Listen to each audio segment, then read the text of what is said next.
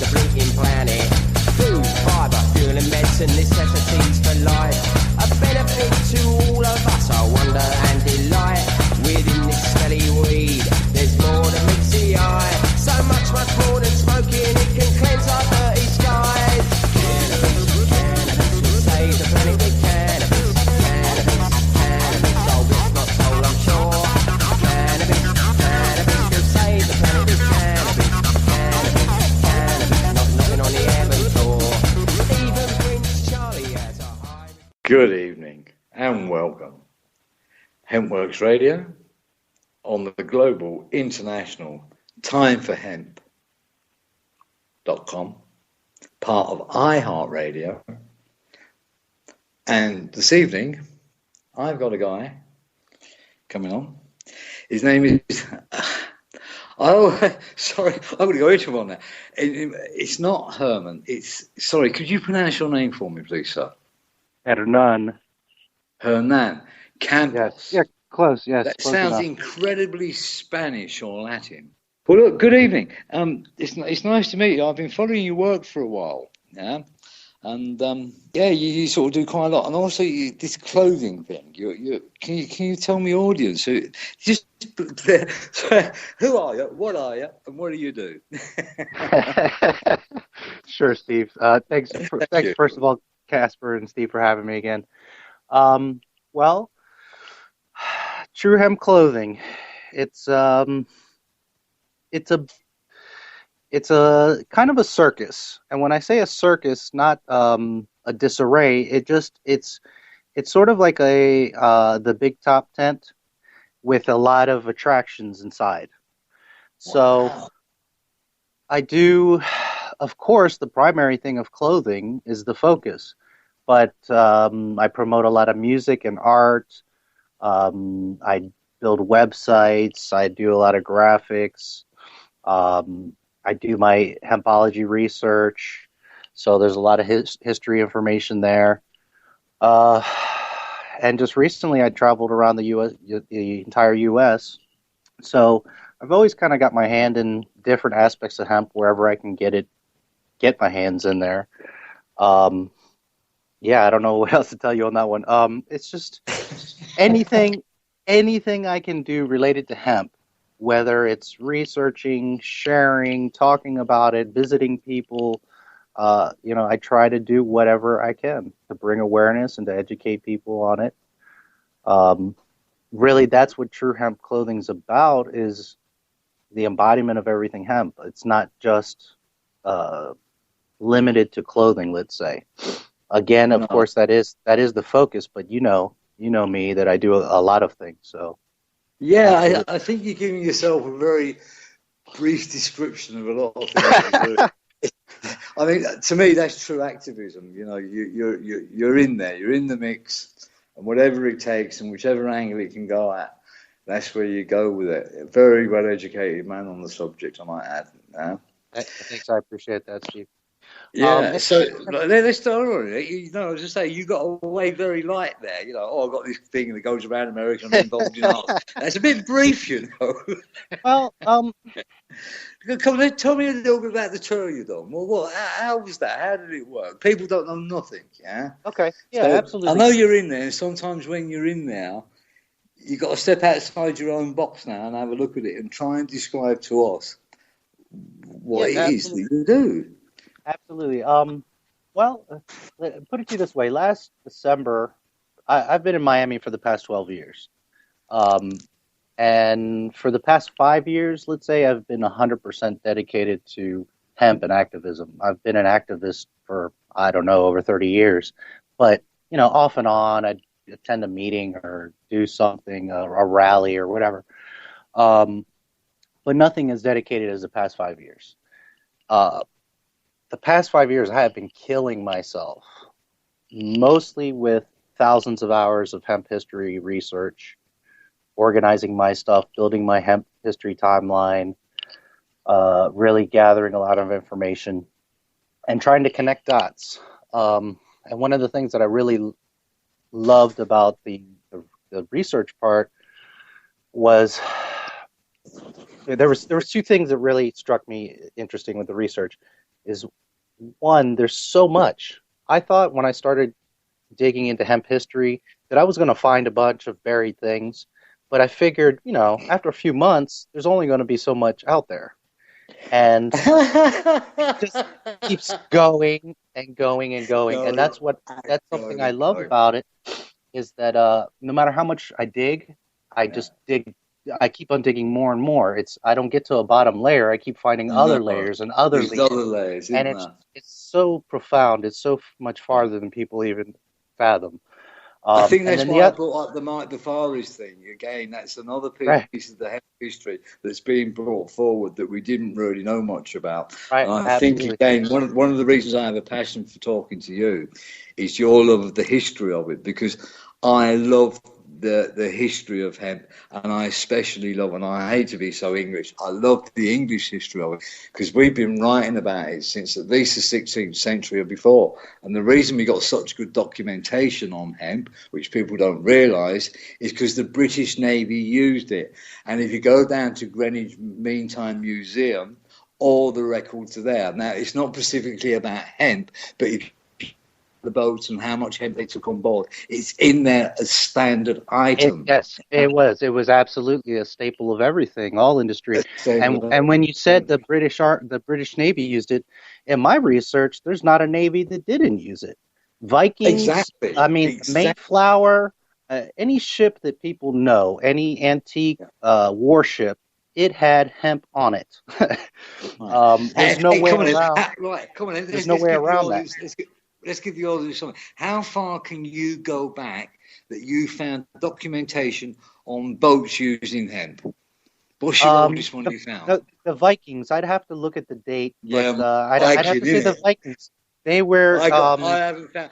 Well, I have actually pre-Babylonian and the Scythians. I'm on an island now in Greece called Icaria, and the Scythians and the Thracians come here. Actually, we can't say pre-Viking because the Vikings seem to have been everywhere at every time. But I certainly agree with you that the Vikings were a hemp nation. Oh, yes, absolutely. They used it in their they had sort of like leathery armor that they would use it in. They would use it as for the ropes. And there's also a lot of evidence of they would make like a caulking for the seals of their ships. Yeah. And that was with hemp. And the sail, and of course the rope, and some of the clothes. I'm going to take it one stage further with you, all right? I believe because it was a very small boat, 13-man boat, yeah? Because they could pick it up and carry it. So it was a land boat and a sea boat, right? Right. Now, when you're sailing around, you've got to have something to trade.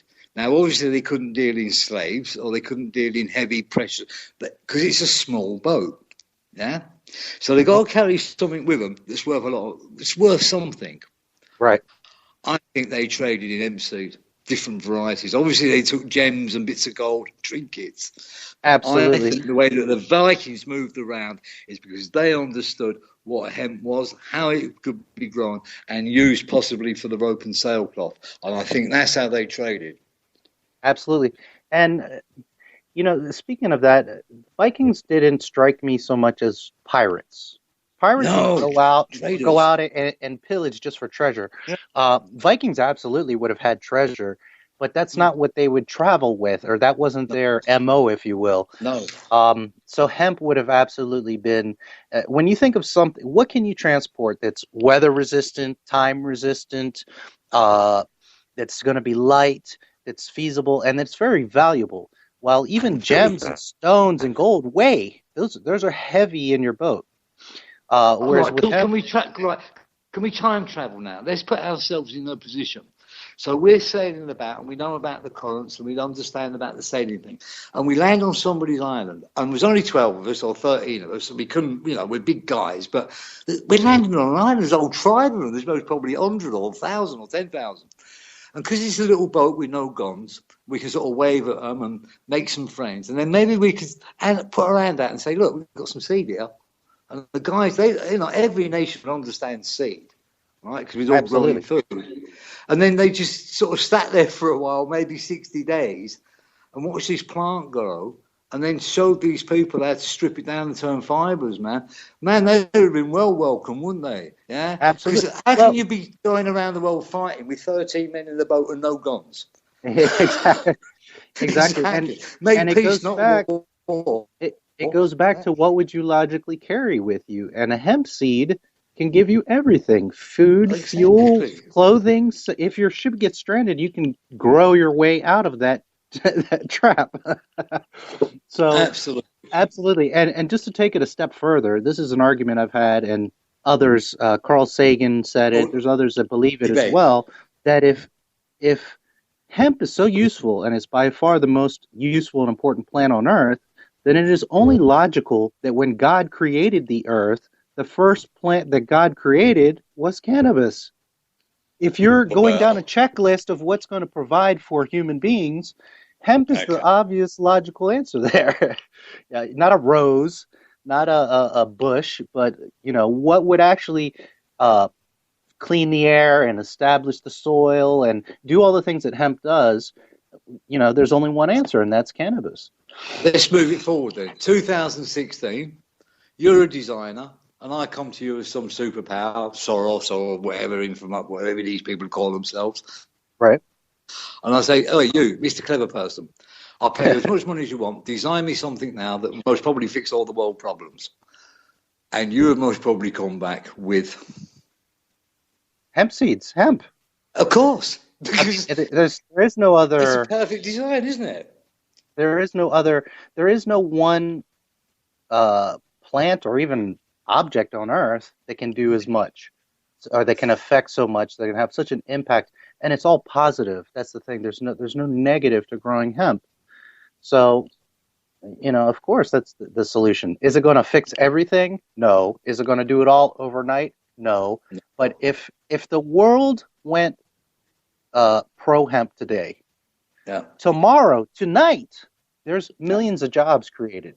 We've not only. Oh well, I'm going to bush right in now. One of the reasons I got involved in this. Hold on, right. One of the reasons I got involved in it. World starvation.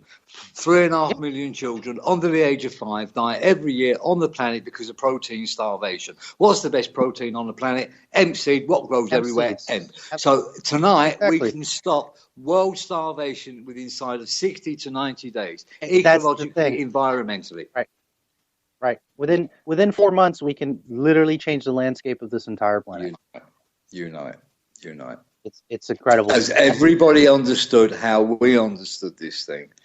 And again, you say it wouldn't happen this quickly, but we don't know because nobody's giving it the chance. We're being conservative.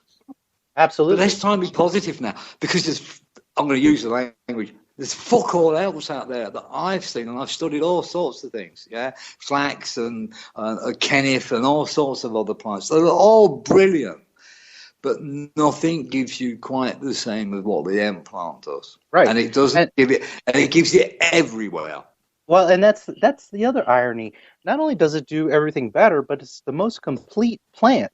For example, flax has more omega-3. Chia has more omega-6, but hemp has the exact perfect values of 3 and 6 that your body needs. You don't necessarily need more omega-3 or 6. You need what the daily recommendation is. And hemp is the one plant that has the 3, 6, 9.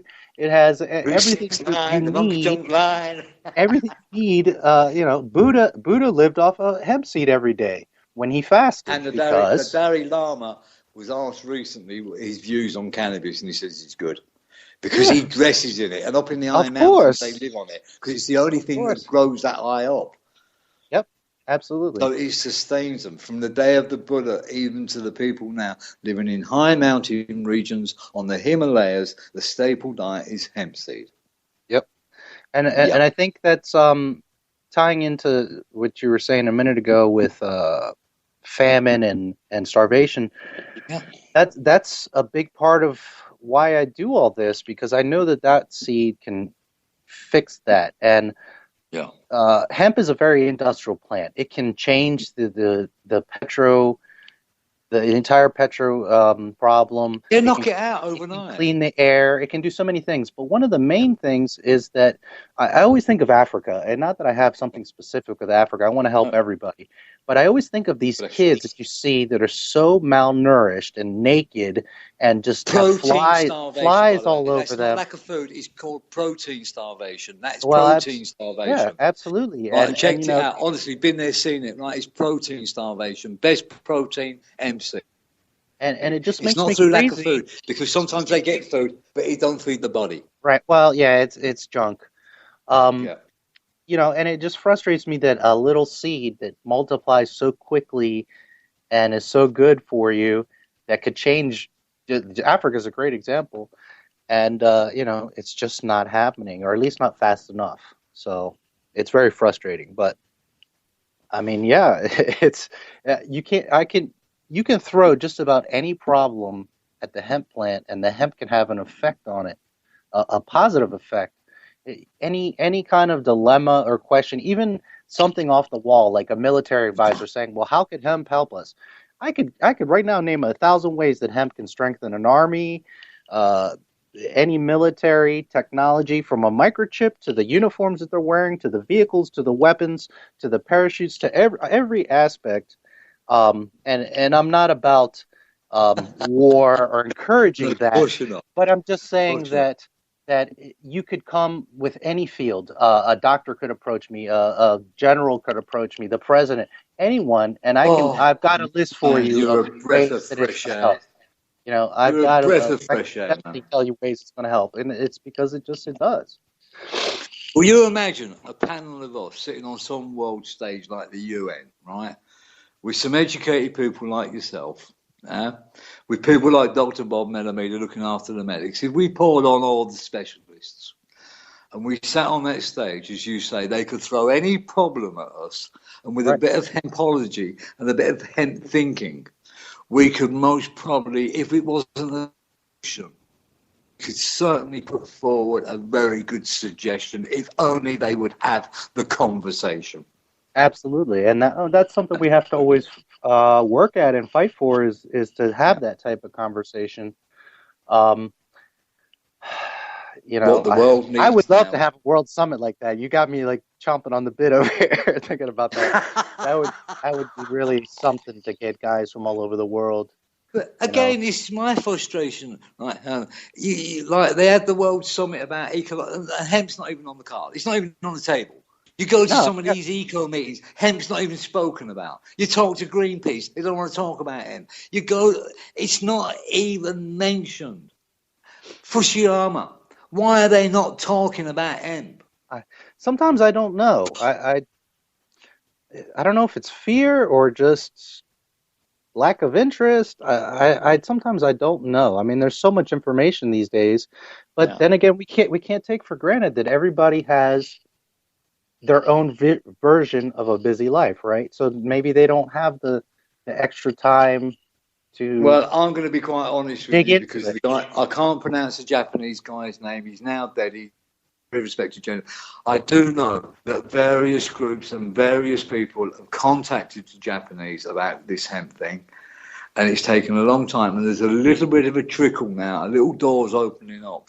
But again, they look at everything else. They look at a widget. They look at this and they look at that. And it seems to be everybody will refuse to look at hemp until they've looked at every fucking thing else. And when they look at hemp, they're going to find that there's solutions in there. Whether they work or whether they don't, at least give us a chance. Because nothing else is working. Yeah, absolutely. You know, I think part of it too is we have that responsibility. I think when you're looking from the outside, whether it be fear or money interest or whatever the case, someone that's not involved in hemp is going to be hesitant to just jump in. And if there's not people like us that are leading the way and really like building the foundation for them to just jump in, then they're not going to. And I think that we've made great strides, especially these past 3 years, and that the doors are opening and that there's a lot of that foundation now. But we still have, you know, a bit to go. But I think that that's really it, that I would like to believe that there's intelligent businessmen or philanthropists or scientists or doctors that get it and they have the money to do it, but they're not going to on their own, just jump into the field and say, oh, well, I believe in this and I'm going to put, this many millions of dollars. I think they're looking for people. Oh, can I stop you there? Sorry. Yeah. I really need to butt in on that one. Right. This millions of dollars thing. Now, because I've been lucky enough to have been growing up with the plant for many years, and I have grown it, and I have processed it, and I've taken it from primary processing right through to products that have ended up in magazines like Vogue, right? As a trial plot, the only thing that this really costs is a piece of land, yeah, and a couple of bags of hemp seed, and the main thing it will cost is for the fucking government and the law to fuck off and leave me alone to get on with it. Yeah, and I can assure you, after 1 year, we would have, especially if people like yourself were involved, we would have a working farm, working hemp situation on a small scale that would work, and then that could be replicated. So we're not even looking. I'm personally not looking for millions of dollars. I'm looking for a piece of land where I can just do it. Yeah. Without any interference. Leave me alone for a year, yeah? And then come back and see what we've done. That's all I want. I don't want millions. I wouldn't even, I'll tell you what, it's that brilliant, I don't even want millions. Well, I can do it with some land and seed. Yeah, to tell you the truth, land costs money, but, for example, I know people, so land is there, and I could have something grown in Kentucky or Colorado or pretty much anywhere in the United States. Romania, or Switzerland, or Africa, or any other place. I'm saying me personally. If I were to do it, right, I have the connections to do it. So land's not the problem. Money. When I say money, it's because I want to build a huge plant and do the clothing fabrication. I also want to do the processing and the spinning and the weaving, and I want to teach courses. It's a really big thing what True Hemp Clothing will evolve to. So that's why I say big money, because it's a huge corporation, or it will be like a comp. We can hand spin it. Right. Of course. Yeah. I was just clarifying that I spoke that way because of what my vision is. But as far as making it happen, it wouldn't even cost that much money, a few $1,000s for seeds. What is really the problem is, as you touched, is that there's always somebody getting in the way. Now, if someone said to me, you have 1 year to prove it, I'd say, oh boy, watch out. Because I'm not going to just prove it. I'm going to 10 times over blow you away with what this can do. Because you can grow it very cheaply and very easily. Hemp likes to grow on its own. I mean, it's not even that you have to do that much. It wouldn't be that difficult. But that's part of the problem, is these pilot programs are, very short, and they're for very little land, and they're so controlled that what are you even going to do with 50 acres of hemp? You can't do anything with that. We need, I only need 2 hectares. Well, certainly you can, for trial purposes, do it on a small scale, but I think to make an impact, you need at least a few hundred acres so that I can actually make a few products. I've just come from a farm in Romania, 650 hectare, laid out, year on, year out. This year they're doubling it, right? I'll be honest with you, my challenge is, give me 2 hectare, yeah, a couple of bags of seed, internet connection, and I can do it, yeah? I really can do it. That's all that it will take. And it's not because it's not me, it's because I know and understand how the plant works, and she's given me good education. So my challenge is, and as long as I've got people like you and Casper around me, we can do that anywhere in the world, as long as it's the right, don't ask me to go in the middle of the bloody ice caps and do it. It's just stupid, right? Right, give me an half reasonable piece of land anywhere on the planet, yeah, and I even know the longitude and latitude that we're looking for. 2 hectares of land, 10,000 euro, dollars, whatever you want to call it. Come back after 12 months and I'll show you some stuff that you won't even believe. That's my challenge, as long as you're on board too, sir. No, absolutely. And I look to that day where we have a full season, a full year to really prove it. See, this is the thing. I'm waiting for that day when someone does say, prove it. Yeah. Because and that's going back to the beginning of our conversation when I was talking about the hemp history. That's something that I love is that studying the history, I have a million rounds of ammo. I mean, I can just for days talk you to death about the benefits, the history of it, the greatness of it, and there's no negatives. So I feel great that I fight for something that is so true, that is so easy to defend. I mean, the only thing that's stopping it is ignorance, really. So, Okay, I'll put you on the spot. What's one of your favourite hemp history stories? So many. Go on, and pull me one up. Pull me one up. Okay.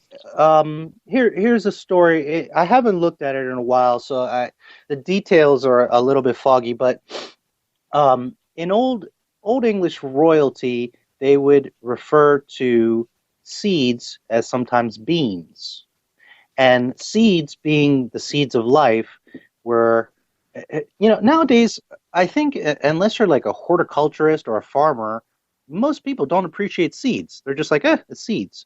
But Yeah. for someone that is into nature or plants, and especially go back 1,000 years or several hundred years, you had a much greater appreciation for the earth and what a seedling does. I mean, that's your clothing, that's your food, that's the spices or herbs in your garden. Your So, life. Your life, everything is those seeds. And furthermore, even between a man and a female, the planting of the seed. So, anyways, the Europe had a great value on these seeds, and they were often referred to as beans. So the long story short there is that a very famous story was written called Jack and the Beanstalk. Man, love it. But the reality there is that when they were referring to the bean, they were referring to the seed. The seed of what? Well, what one plant grows to the sky? The industrial hemp plant.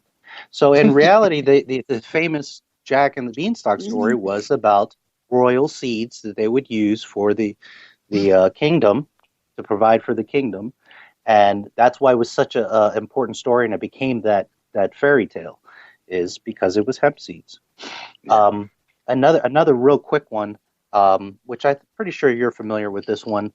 About a year ago, this Japanese guy wrote an account of how he grew up inside like this ninja dojo, that his father was a ninja or trained them, or I don't remember the exact, but this kid every day would see the ninjas train, and there's the common thought of, well, they would have used the ropes, or maybe their gis, their uniforms would have been out of hemp, which they very well would have been. But what he was accounting was that the ninjas every day would come out, and they would have a patch in the courtyard of hemp plants, and every day the ninjas would come and practice flipping over these plants. Now, when you think of plants, you think, well, oh, that's a little 1 foot thing. What is that going to do? And plants grow slow. Well, hemp doesn't. As you know, within a week, hemp is like this tree. Within a couple of months, I mean, it can grow very rapidly. So apparently, it's the second fastest growing plant on the planet. Only bamboo surpasses it. Right. So yeah, the ninjas every day would practice flipping over these plants. Now, the first month or two, it's just a couple feet. It's not a big deal. But when every day it's going several inches, within the 3-4 months, when it's starting to peak, these ninjas are flipping, several feet. Now, I don't know how high those plants got in those dojos, but without question, they were over 10 feet. And we know that hemp has reached 30 feet. Now, I'm not proposing that ninjas were flipping 30 feet, but 10-ish feet, yeah, very, very likely they were. And anyways, that's a neat story, is that he accounted how he would see the ninjas training by flipping over the hemp plants every day because it grows so rapidly. So it was like a natural living obstacle, and their appreciation of Mother Nature and the earth and all that. And that's how they would train. I love that story. there might be a little bit more to that. You see, because when the cannabis plant grows naturally to a high THC value, right, then it grows a crystal. Now, as we all know, crystal scratcher. And when you walk through, I found this when I was in Jamaica last year, and the guy I was with, he warned me about it. He made me put my shirt sleeves down before we walked through a crop, because those crystals actually do scratcher. Yeah. Right. So maybe if they didn't quite make it, they got a little scratch off it. Yeah, possibly. Quite possible. You know, that's just logical conclusion stuff. Yeah. And that would be very Asian type of thing. Like, you have to make it perfect, or else you're going to get punished. You know, like in kung fu movies. If you don't, you know, if you don't carry that barrel right, it's going to slip, and there's a blade at the end of it, and you're going to poke yourself with it. So, yeah, absolutely. Did you know, by the way, that the samurai warriors, they used hemp and silk? Yeah. And I was taught this by a Japanese guy. I really didn't know this. It come out of the blue. And underneath, you know those plaques that they wear in, you know, samurai warriors, right? Right. They wear those plaques in front of them like on string. Well, that was hemp string and compressed hemp fibre. Then underneath the leather armoury was hemp cloth, and underneath that was silk. And the reason being that the only vulnerable points they had on them was from an arrow that could like go through in the gaps of the armour, because if it hit the leather, it would just bounce off. But if it found a gap in the armour, like under the armpits, down the side, the hemp would help take the velocity of the arrow out. And once it had gone through the hemp, silk is stronger than steel. So it would still pierce the body because of just the velocity, but then they could just pull the arrow out and it hadn't pierced the silk, so they had a very clean wound. And most probably knowing about herbal medicine, they then packed it with herbs, and most probably one of those herbs was certainly cannabis. Of course, yeah. So, as you say, wherever you look and wherever you study, this hemp plant has affected the human race since the beginning of time. As far back as we know. Yeah. Yeah. Any industry or development in human history, I mean, hemp was somehow, some way tied to it. And this goes back to what I was saying in the beginning about the two things that I love about history, and here's the second part, it ties in perfectly, is that I found that no matter what year, how far back I go, or even recent, and it doesn't matter if it's California or England or Ireland or Japan, it doesn't matter where, there's consistencies.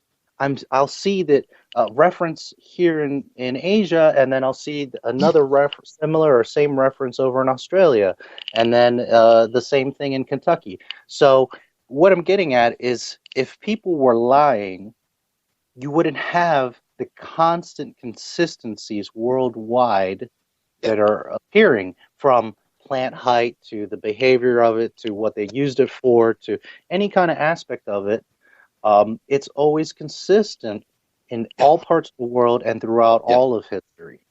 And it's just so gratifying to constantly find things, and it's just another reminder, another kind of confirmation of it. I'm way beyond doubting anything. But it's always nice to see. Where I'm speaking from now, I'm on a Greek island called Ikaria. Yeah. Mm-hmm. Now, some people might know that from knowing a little bit about Greek mythology.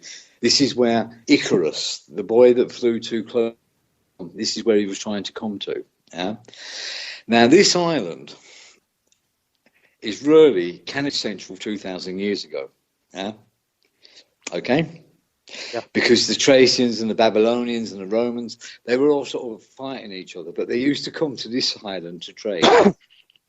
This was sort of like Switzerland, a neutral place. So the history of hemp on this island, or cannabis on this island, goes back 2,000 years and beyond. Yeah. So, obviously, think of Greece. We think of Greece in this history of mankind, of the birthplace of philosophy. math, it's Greece. Even the base language that we speak in some form of English at the moment. But most of the European languages come from the Greek languages, Omega, Alpha, yeah? Mm-hmm. And this was one of the most important places on the planet 2,000 years ago to be working in cannabis and hemp. So it's just confirming what you said. Wherever you go, great nations, great empires were built on this stuff. Absolutely. And it's consistent. So, as you say, there's no doubt in my mind. I know hemp is part of who we are and what we are. And I was lucky enough the other night to interview that Dr. Bob Melameda. And he looks at the physiology of it and the body thing of it. And he says, we're basically made of cannabis. Yeah, well, yeah. The way our body is made up and the way that the receptors are, and we're so conducive to that plant, it's not an accident. This is, churches make me crazy because they're often very closed-minded, and one of the first things they'll say is no marijuana, and to me that's the biggest hypocrisy because who made marijuana? God did. It doesn't matter if your God is Buddha or you believe in Jesus or whatever you believe in. God created that plant. Or just what are we believe in fighting? creation. What are we arguing? It makes me nuts sometimes because. Well, actually, Bob Melameda's come up with the reason because I've always you must have found the same because we speak basic logic, we speak history, we got proof, and we've been doing it. And some people are looking at you just like you're crazy, and I'm sure you've gone through this. You end up thinking that I'm crazy. I must be mad. Why doesn't nobody understand what I'm talking about? It must be me. But Bob's understood in his world, in this biological, physical act, right? He understands that people that don't have the body, the endocannabinoid system, when it's deficient, then the brains can't work, and he calls them blips, backward-looking people, and that's what he's calling politicians and all the people, right? And he proves that medically. And don't forget, this is Bob Melameda from 30 years of New York and Stanford. He's like the man's got a brain on him. Really? So he says it's actually a medical problem of why people don't understand that. And I'm thinking about my own history of opening shops and trying to explain to people and going to shows and doing most probably all the things that you've done as well. And people just look at us blankly and we think, my God, why can't I?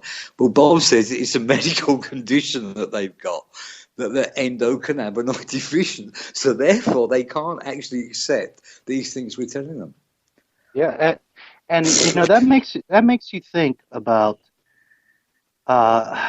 the government. No government is stupid. The government, okay, all the governments are. Well, they act foolish, but they're not stupid. They know what's going on, and if the U.S. government holds the patent on cannabinoids, it makes you think exactly what you were just saying. What better way to keep people sick and less educated and less aware and I'm not even talking about THC. I'm not even talking about. For the first time, I've actually got to disagree with you. No, they are stupid because their end game ends up with 6 people living on this planet. What I mean is, but them by not being stupid is they know what's going on. They're not oblivious to but they're not what reacting they're doing. to it. Their path is foolish, but they know they're not stupid. Is what I'm getting at in that sense. Yeah, but they're not reacting, are they? They're not reacting to the problems. No, not at all. They're not. They're not even sitting down and even thinking about them. They're just carrying on the same behavioural patterns that they've had before. Because they can't think forward. Well, and it's interesting to me. We're being ruled by a nation of sick people. We're being very humane here, and I've always found that as well. When you're cannabinoid rich or using this plant, it makes you much more empathic or sympathetic. Oh, absolutely, right. Because you're connected with the universe. You're connected with the earth. Now, I would personally like to get my Prime Minister out of his bed tonight and go and strangle him. Now, of course I wouldn't do that because I want to educate him. Yeah? And that's what we're dealing with here. We're dealing with a sick bunch of monkeys. Yeah. And they're our brothers and sisters, but they're all sick. And they won't fucking take the medicine that's going to make them better. Yeah. The blind leading the blind. Man, aren't they just? You see, like, even this conversation, now, we've never met before, have we? Well, not in person, no. Not in person. So you most probably followed my work a little bit. I possibly followed, and obviously we've got an interest in this thing called cannabis. Yeah? So there's two men from different backgrounds, from different educations, that don't even really know each other very much. And we can just sit in this virtual room and have a chat about this plant. And we could go on all night, couldn't we? And if we pour Casper in, it would we be could go on days. for even further. And then if we pour people like Chris Conrad, we could, and then we pour blah, blah, blah. You know, the conversation is never going to end because it's something we're always learning about. Every day this plant gives me learning. Yeah, absolutely. Absolutely. And sometimes, I don't know if you found this, you know when you think you know it all? Yeah, oh, I know everything about hemp and cannabis, blah, blah, blah, yeah? And then something comes through the door or through the internet or something happens to you and you go, fucking hell, I don't know nothing. Well, you know, they say that a smart person knows that they don't know much at all. So, yes. And it's true, you know, it's constantly reminding you how important and great it is. Yeah. Yeah. Well, I'm prepared to stand up. I had that Richard Rose on the show not long ago, and he knows a lot about this stuff, right? And I think Casper was there too. So Richard Rose, Casper and myself, that's not about 100 years, I don't want to be so old, but that's 100 years of experience. And I think at the end of the show, we all just admitted that we really don't know very much about the plant, and we're only just learning. And that's seriously where I'm at. I mean, with all the things I know about her, I just find out I'm just learning about her now. Yeah, well, and isn't that? I think that's a great part of it. I mean, that's rewarding that you have so much passion for something, and it keeps, in a way, rewarding you for pursuing it and staying with it. It's constantly giving you smiles, if you will.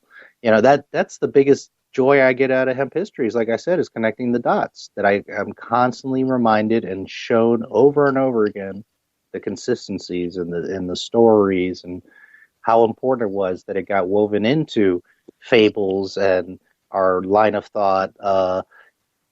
You know, Alice in Wonderland printed on hemp paper. Not, you know, you would think everybody knows that, but not everybody does. And English money, by the way, I've got to put this one in. English money, pound notes, of England, blah, blah, and all that. That's 33% hemp fibre. The money in England is printed on cannabis. Hello.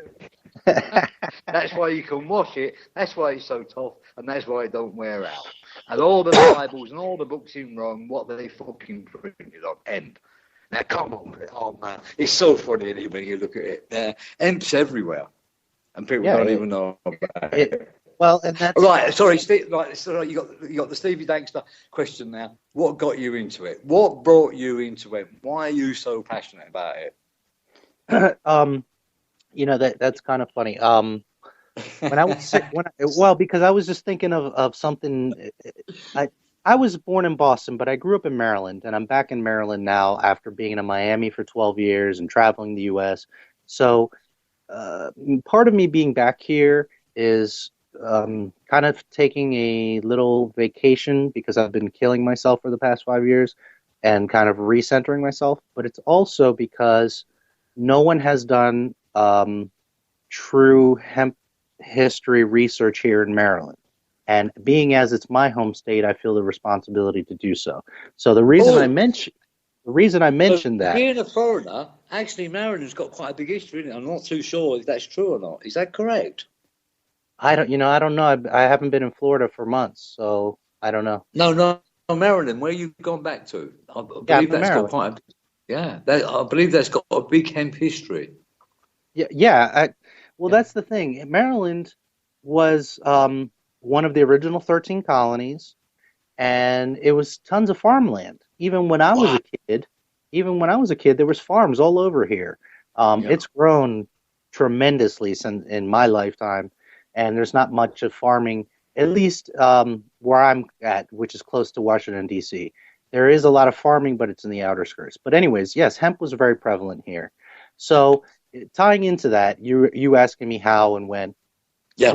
When I was a kid, my father would talk me to death about cars. He loves Mercedes, he loves Henry Ford, and he loves the diesel motor. And after my own heart. He told me that in the womb he was talking about cars. Anyways, all my life he was constantly telling me about cars, and I would pick up things. And for whatever reason, at 6 years old, it stuck with me that he was going off one day in the car, and he was saying, our government is so freaking stupid. They're destroying the earth, and we're killing people. We're destroying things. There's all this mess over money, over petroleum. That's bad when we could be using plants and natural products or natural resources to fuel diesel motors. And diesel motors. What year was that? I was 6, so 1980. Yeah, very intelligent man. So immediately, I don't know why it stuck with me, but I started poking around to see about the diesel and these plants. And I discovered hemp. Now, fast forwarding and tying into what I was telling you a minute ago, Maryland, I couldn't remember for a long time where I saw the hemp reference. Was it an encyclopedia? Was it a book? I couldn't remember because I was 6, but I do remember looking it up and learning about the hemp plant. So now we fast forward to a few months ago when I got back to Maryland, and I go back to kind of reliving some of my past and digging around for leads here in Maryland. And I go back to my old school, which was called St. Martin's. It was a church and a school, a Catholic school. And St. Martin's, the schoolhouse that I went to at that time, had burned down, but they built a new schoolhouse, and they had moved all the books in the library to the new schoolhouse. So just on a whim, one day I was there on a Sunday, I popped in, I started talking to the librarian, and really, I wasn't really supposed to be there because there's kids and it's a church, and they had some issue in the past. So they only like to have people that are have appointments to come by. It's not like an open access library, let's say. Okay, we got it. So I get to talking to the librarian.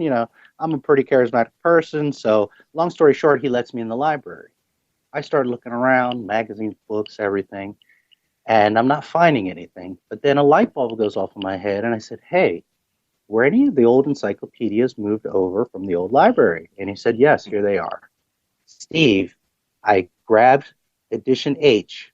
I opened it, and lo and behold, the reference that I found at 6 years old was right there, the encyclopedia. I found it. I was blown away. I actually took some video of this, and I'll be writing a blog about it. But it totally blew me away because I knew I wasn't crazy that I had found it in the first time when I was 6. But it was so gratifying now as becoming a hempologist and all these years later and coming home and finding that. So one more little connection to that is where I grew up is called Old Town Gaithersburg, which in the Northeast. Gettysburg. Sorry, can you pronounce that again? Gaithersburg, which is, it's not Gettysburg, okay. where the famous skirmishes were. Gaithersburg. Gaithersburg had the first phone service in the Northeast. It had some of the first train rails. It was a very important town to the development of the Northeast and the country. And I didn't realize that so much as a kid. But now coming back, I'm seeing all these old ties to the importance of our history. Well, with that said, the day that I went by the old school/church, there's a sign that this church is on our major road, which is Frederick Avenue or 355. It's a major road, like the 5 in California or 95. 95's highway. But let's say the main highway. Route, the right? Dixie Highway. That's a big one, isn't it? Yeah, something like that. Yeah. It's the main road that goes through all the major cities in this area and into DC. So, it's a very important road. Anyways, there's a plaque right outside of the church on 355. It's talking about how George Washington had passed through, I can't remember who he was with, right through that road at whatever year. I have to look. I took video and pictures of it. I don't have it off the top of my head. Long story short, I'm discovering there's a lot of hemp history here, right where I grew up. And I found the book that I first discovered hemp, and there's that sign right there. So I'm going to do a whole blog post about my kind of reconnection with my home and the irony of all this and things I'm discovering. But listen, right, we're having a wonderful conversation. Right, you mentioned your blog, so now we have to do the thing. How can people find you? Absolutely. True Hemp Clothing International, which is www.thcint.com. And THCINT is an acronym. THC, True Hemp Clothing, INT, International. So THCINT.com. There's a ton of stuff. Like I said, the big the big circus tent. There's a ton of stuff there. There's the blogs, obviously, that are going to be there on the site. I've written several things, and I'll be writing. I'm going to write a series called My Hempology, and a lot of people have asked me the same question: how did you start this? Why are you a hempologist? What is a hempologist? So I decided I'm going to do. It's probably going to be 5 or 10 parts, the different blogs, and it's going to be kind of my evolution as to how I got to where I am today. Fantastic. So the story that I just told you with videos and a lot more details will be there. So that'll be exciting. But just different things, that happened in my life that kind of pushed me in this direction and how I got, to be who I am today. And of course, there's hemp products, there's hemp uses, there's all kinds of art and artists, there's music. And then my bread and butter, or my baby as I call it, is the hemp history timeline. As a hempologist, that's my greatest pride and joy is the history that I've dug up and the timeline that I curated and put together. It's excuse me, when did you start that? What year did you start the timeline? Well, I've been dedicated to the research full time about 5 years now. But the timeline was published when I launched the site, which was the site had various renditions first, built by other people. I took a year, learned how to build websites for myself, and then I relaunched the site. So that was a year and a half, almost 2 years ago. When I published the site, the official site, that's when the Hemp History Timeline came out. So about a year before that of me dedicating... I only asked because I think that's when I first saw it. Yeah, well... I personally, about when it first went up, because I'm constantly, I'm such a geek, I spend all my life just researching stuff. That one popped up, and I must say, I was quite impressed with it. There has been other timelines put up by other people like Vote for Hemp and things. And there's an English one called the UK CIA. They've done a good one too. But anybody wants some good information, go and check that one out. It's really, it's nice. It flows and it runs nicely. Yeah. Thank you. I appreciate it. And I mean, I put so many years and thousands of hours in it. And I don't say this from arrogance, but I'm just very proud. As far as I know, there's no timeline that's even half the size. I mean, it's thorough, and it's things from all over the world, all kinds of stories and events, and Can people add to it? Is there like I'm going to be very like me? I got stories. Can I add to it? Can I send them to you and sort of go? Absolutely, absolutely. Yeah. I'm always happy to get any kind of sightings or citations, articles, whatever. And for what it's worth, I've done a lot more research since. So I have probably another 300-ish citations to add to the timeline. So when I have some time, get to it, I'll put all of that. But it just, I mean, it goes on and on and on. And people just wouldn't imagine it. I know. That's what I love. Again, I'm sorry to butt in on you, right? 'Cause if I had a time machine, you know, people say, well, if you could have your life again, right, what would you change? Well, really nothing, because I'm here today talking to you and I'm having a beautiful life and blah, blah, blah. But in another universe, blah, blah, blah. If I was sort of like 18 now, just leaving college and all that, I think I would actually really study hemp or cannabis because it's so fascinating. And it goes into every culture, it goes into every timeline. You know, if I started my life again, knowing what I know now, and you had to make the decision, what are you going to do, Steve Danks? What are you going to do, a medic, or are you going to be an idiot, or are you going to be a drug taker, or are you going to be a president? I would actually think, no, man, I'm going to study hemp. That's what I would have said to me teacher when he said, well, what are you going to do with life? Or if my dad said, what are you going to do with life then, Steve? I would go, well, actually, I'm going to study hemp, man. Yeah, and I'm sure I would have arrived at this point of being nearly 60, and I would say the same thing then. Man, I'm just learning about this stuff. Yeah, it's infinite. Yeah. It's fascinating. To be fair, though, if 30 years ago you said, I'm going to just study hemp, there wasn't much. You would have had trouble finding it. Well, unfortunately, 30 years now, ago, well, 1993 is when I started. Actually, and I started really when I lived with the sadhus in the mountains of the Himalayas when I was about 20. But I didn't understand that part of that journey, the smoking bit. But right. 1994, after reading Jack's book, the great Jack Herer, after reading The Emperor's Western Clothes, the brain was already... I had a flash one night, man. Just something happened, and from that day, I've dedicated my life to learn and promoting and doing this hemp thing. And what I find, so I've got to admit, if there's one book that changed my life, it was fucking Emperor Wears No Clothes. Right.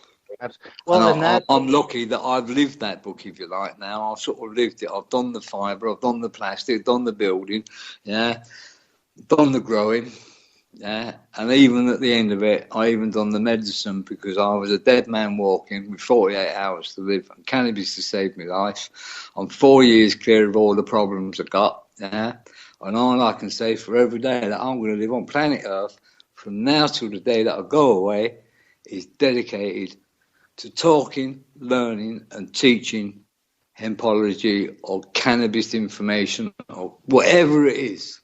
That's going to be my life. Yeah, I agree. And I try to do that every day as best I can. Yeah, I can't even think of another way to live. Neither can I. I don't know what I would do if hemp just like vanished. I would be so lost. I would literally be so lost. Me, I had cirrhosis of the liver, so I think most probably the best thing me would do would go down to the bar and drink as much good brandy as I could before I keel over.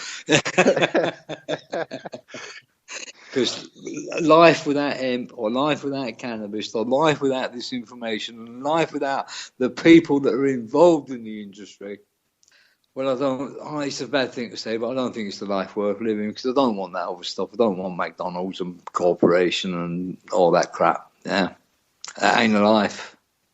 No, it's not. So I'd rather move on to the other place if there is another place. Yeah, because planet Earth deserves this plant, and we can't give it up. It's not just about this thing; it's about planet Earth because she's part of the ecosystem. Well, that's what I was going to say. I don't even think that they're friendly or that it needs hemp. Hemp is the earth. I mean, they're one and the same. It's the ecosystem. It's. The ecosystem. I don't know that we would have gotten through the ice age and the giant asteroid that took out the dinosaurs and all these shifts in the plates and how there used to be Pangea. I don't know that we would have made it this right, how old is her? How old is the plant? How old do you think she is? How old do you think she's been on this planet? I think she's been here since day one. Well, apparently there's some research there going back 600 million years. The first life form, the big sea squid, had an endocannabinoid system. We were all built out of that. Yeah. So that predates dinosaur, that predates everything. She's most probably the first plant of the planet, firstborn. Yeah, I that's my opinion. Yeah. I just think of it logically. If I'm God and I'm creating this entire beautiful globe of life, Yeah. the first thing I'm going to do is what's going to sustain it, right? So I'm putting hemp all over the place. Trees would have been secondary. Yeah. God didn't want us to chop up wood and chop down the trees. Trees would have been secondary. Hemp would have been the foundation to get the soil was proper, secondary. to get She the was air. firstborn. And in religion, you can find that, because if you go back into one of the oldest religions on the planet, the Bhagavad Gita, the Hinduism, and if you go back to Lord Shiva, you will see that Lord Shiva says this is the base of all creation. Well, all their sacraments were with cannabis, so. But even though past the sacraments, he said it was the fucking part of the creation. He is the creation.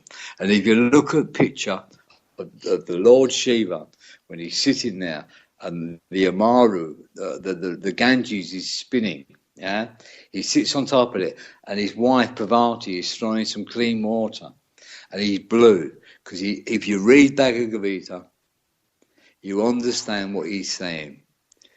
The gods were fighting in the sky, and the Amaru, this drop of magic, fell into the river of life, the Ganges, and it spun, it vortexed, black hole.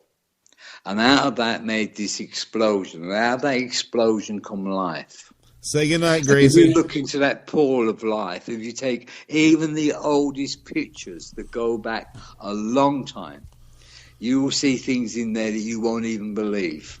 Say goodnight, Gracie. Huh? Say goodnight, Gracie. Oh, man. I told you that go along. We've been well over an hour, and we all know that, man. Yeah, it goes by fast. Fucking brilliant, man. I love talking. Hey, listen, stay in contact. Right, once again, right before we close the show, how can people contact you? THCINT.com is the website. You can always write an email at thcint@thcint.com. Also, I'm on all social media. Just search for THCINT.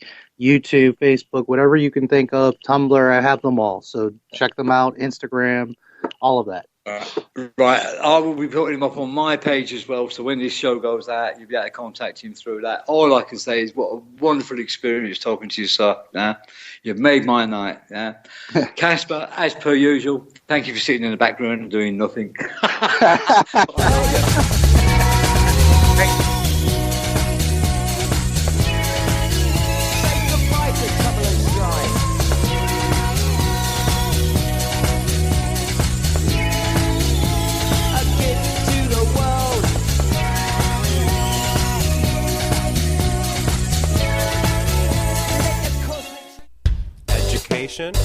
And information. See what all the buzz is all about. It's time for hemp.